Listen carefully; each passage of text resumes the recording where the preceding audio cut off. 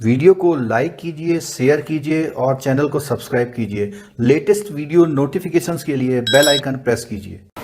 चलिए आज नया टॉपिक शुरू करते हैं और इस टॉपिक का नाम है कस्टमर टाइप।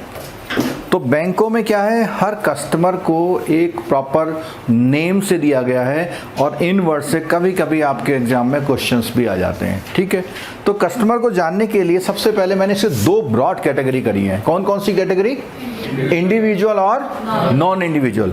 इंडिविजुअल में वो लोग आते हैं जो व्यक्तिगत रूप से, जैसे राम, श्याम, ये सब क्या है?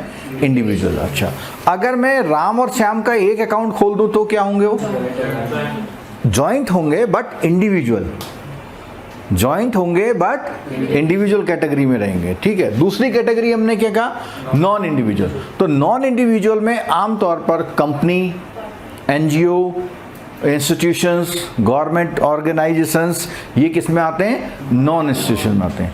फिर फर्दर इंडिविजुअल को दो पार्ट में डिवाइड किया गया है, रिटेल कस्टमर और एचएनआई कस्टमर। ठीक है, तो रिटेल कस्टमर क्या? रिटेल माने खुदरा होता है, यानी छोटे स्तर का।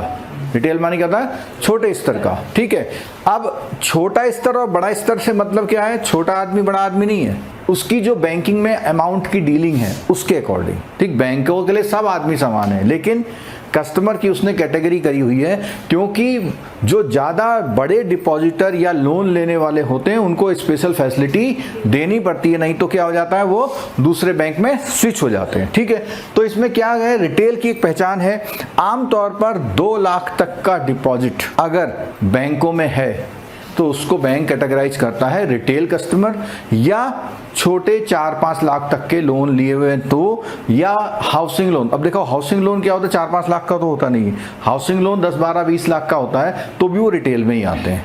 ठीक है, तो ये लोग कौन हो गए? Retail customer.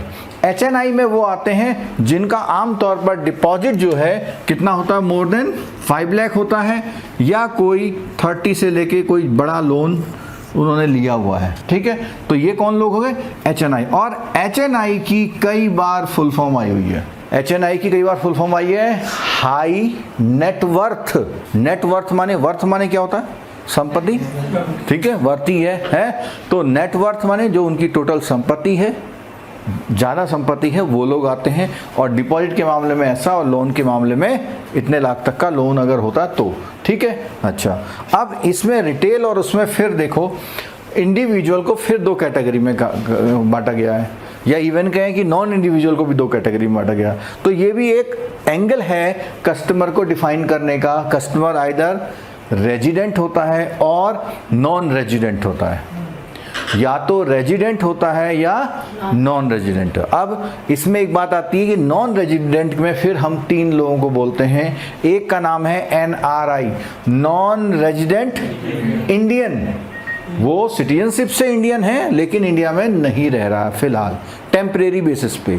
और इस एनआरआई की डेफिनेशन होती है more than 182 days not living, non living, non, यानी 182 डेज से ज़्यादा अगर कोई इंडिया में नहीं रह रहा है तो ही will be known as NRI.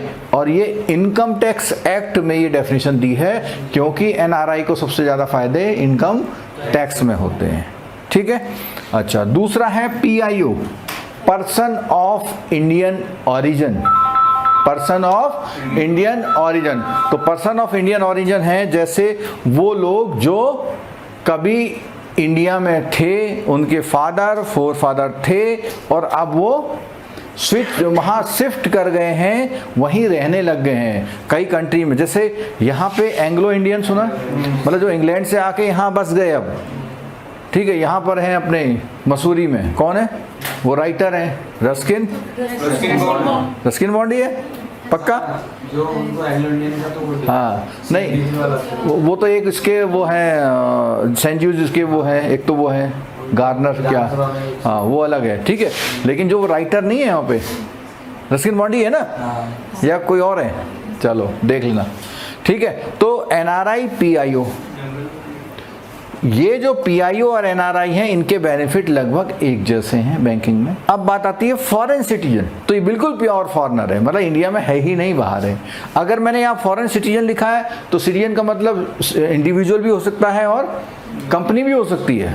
तो भारत में जो बैंक हैं उनके लिए विदेशी कंपनी भी कस्टमर हो सकती हैं। ठीक हो गया। अच्छा, अगले में देखते हैं। हाँ, रिटेल में इधर देखिए कौन आती हैं। अच्छा, अगर हम नॉन इंडिविजुअल में करें रिटेल में, तो रिटेल में फर्म और कंपनी और एनजीओ जो छोटे स्तर पे काम करती है। मान लिया किसी की परचूनी की दुकान है, उसने 2 लाख का लोन लिया हुआ है, तो वो यहाँ पर आ सकता है रिटेल में। ठीक है।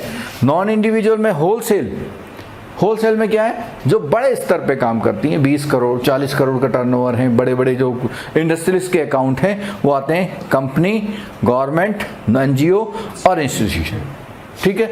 तो ये एक ओवरव्यू था कि बैंक अपने कस्टमर को किन किन नामों से जानता है। कुछ इसमें बेसिक जानकारियां थी जो आपसे रेलिवेंट सीधे सीधे थी।